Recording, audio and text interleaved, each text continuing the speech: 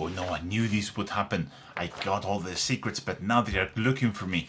I need to hide. This is really, really dangerous. Oh no, I think they're coming.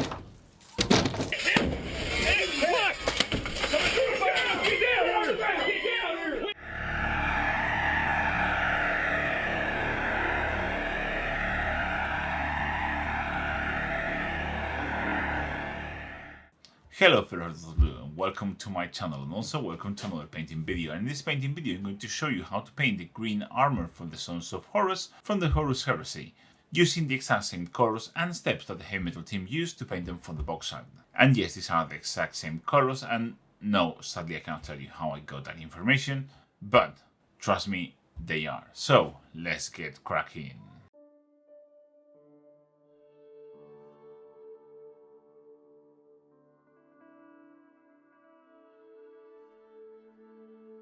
As you can see, I have this marine all base coated, and you want to start the armor at this exact point. What I did is I primed it with a light color, it doesn't really matter which one. I did several layers of Sons of Horus green, and if you are clever and not an idiot like me, you would use an airbrush to do this. Sons of Horus greens is not a nice color to base coat with a brush, but it obviously can be done, as I have done here. And then you want to paint all the parts that are going to be black and correct all the mistakes with Sons of Horus greens before you put any work on the armor. It's just a better, cleaner process. And our first step will be what they describe as soft shading using Lupercal green. What I will do is take my Lupercal green, thin it down to kind of a glaze. Lupercal green is a fantastic color to do this, and I will be glazing towards the lower parts of each armor panel or any shadow areas. As you can see, I already started painting the other leg to test out the recipe, of course.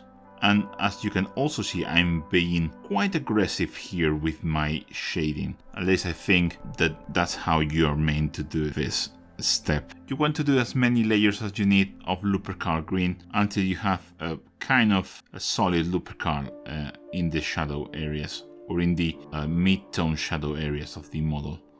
As you can also see, I'm not being extremely over concerned about being clean and neat here. This is super thin paint and you can be a bit aggressive. With the shading done, it's now time to move into a recess shade, and for this I'm going to use a mix of 1 part black and 1 part Incubi Darkness. There is nowhere to hide from this. This is a long process and you shouldn't rush it really, so be very careful, have your paint thin so it flows nicely, and just go around recess shading the Space Marine.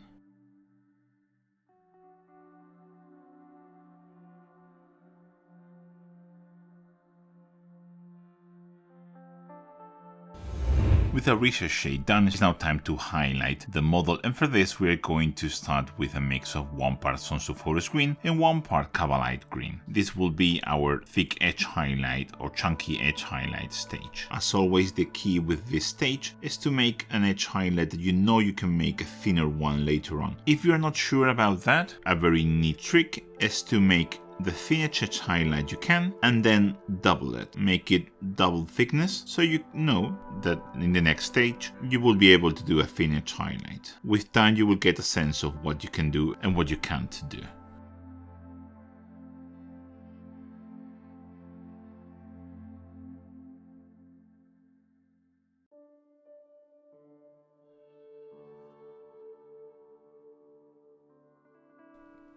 On top of the edge highlight, you can do sort of a volumetric highlight, and you can see this in some of the parts of the models. For example, here towards the bottom of the feet, you just thin it down to a glaze consistency and move your brush towards the highlight areas.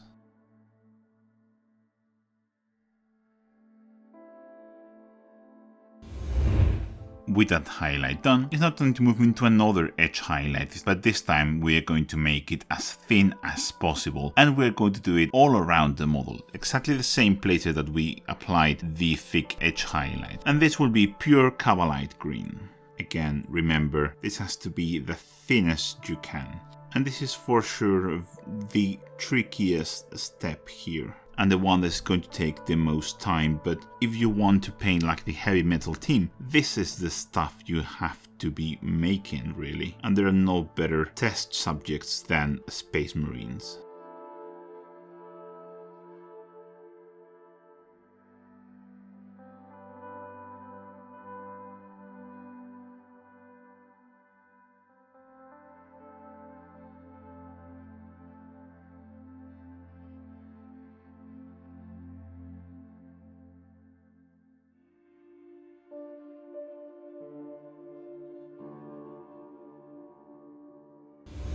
And with that highlight done, it's now time to move into the next stage of highlighting. This will be a thin edge highlight, but smaller, concentrated towards the most prominent parts. The two mixes that we're going to use are one that is 1 part Cyberite green and 1 part Wraithbone. And I just realized I've been saying Cabalite green this whole time. So one of the mixes is 1 part Cyberite green, 1 part Wraithbone, and the other is 1 part Cyberite green, 1 part Elysian green, and 2 parts Wraithbone. One is clearly more yellow, more saturated than the other, and if you look at the pictures, those highlights are on the upward facing edges. So that's what I'm going to do, kind of where the sun will hit. So I'm going to take this 1 part Cyberite, 1 part Elysian, 2 parts Wraithbone, and I'm going to add it into the upward facing edges. Again, thin edge highlight, as thin as you can make it, and concentrate it towards the edges and corners.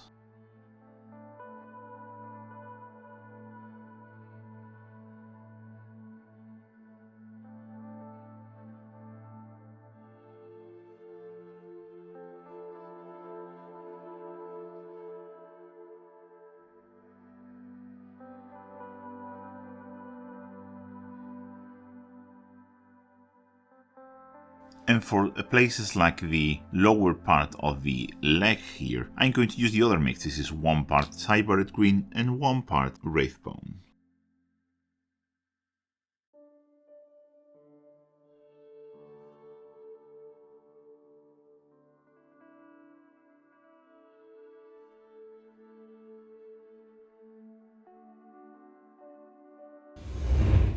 Now for the final highlight on the model, I'm going to use pure Wraithbone, and this would be just a classic dot highlight.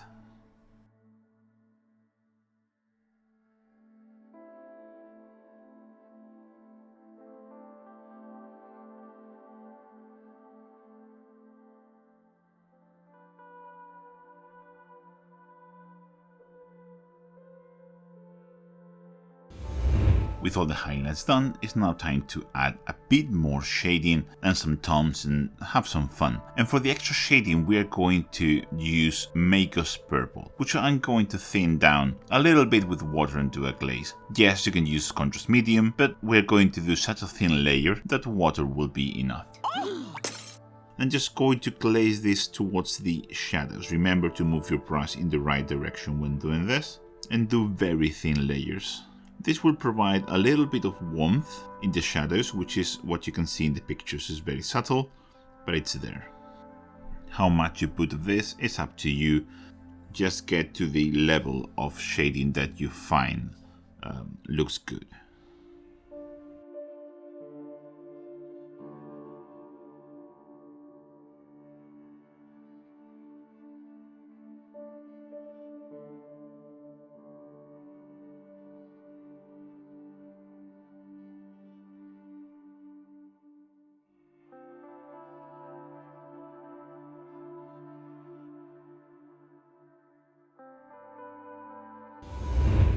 With that extra warmth into the shadows, the model is looking pretty nice if you ask me, but we aren't done yet.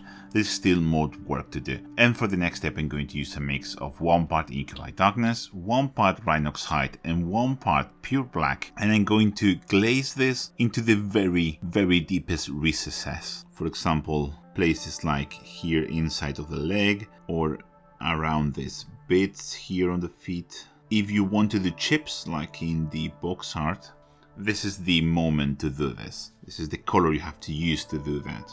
I personally not a big fan of chips in the armor, so I'm not going to do it myself, but if you want to do it, this is the time. Don't put this everywhere, just in random places. If you want to add a tiny bit more shading into some parts, you can glaze this like this into places like here at the very bottom of the legs, stuff like that, just a deeper warm shadow.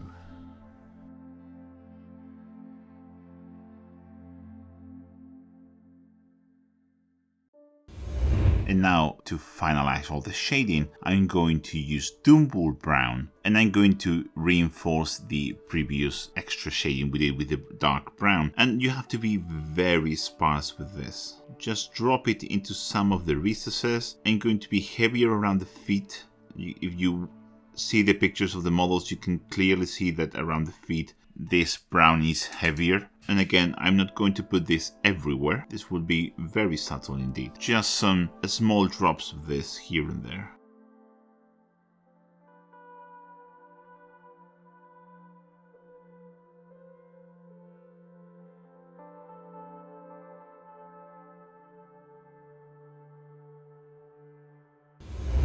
And if you want to add some weathering, because, well, the Boxart models are quite weathered, you can, as I said, do chips with the mix that I told you, the Rhinox Hide, Incubi and Black, and then you can highlight those chips as usual, or you can do like more modern Space Marine kind of weathering with some scratches and stuff like that, which I'm going to do now. And I'm going to go back to my highlight colors. This is the 1-to-1 Cyberite and Sons of Horus. And I'm just going to do random dots, scratches, you know the deal. I obviously prefer to do this after all the glazes have been done, so these colors will be more visible.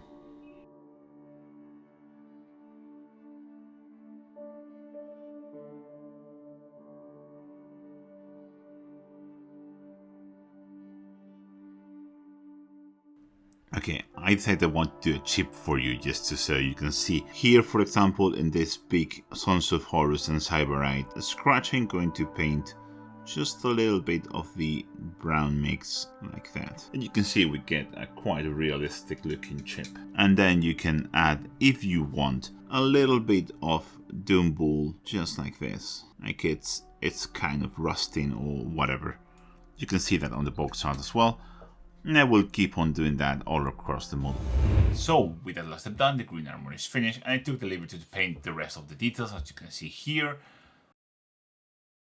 Well, mostly, just to showcase how it looks with everything else painted. And yes, this is a very complicated process, and yes, it takes a very long time, but you didn't click in this video for tabletop type painting. So, thank you very much for watching, and a special thank you to all my lovely Patreon channel members, especially the names that you can see scrolling on the side here.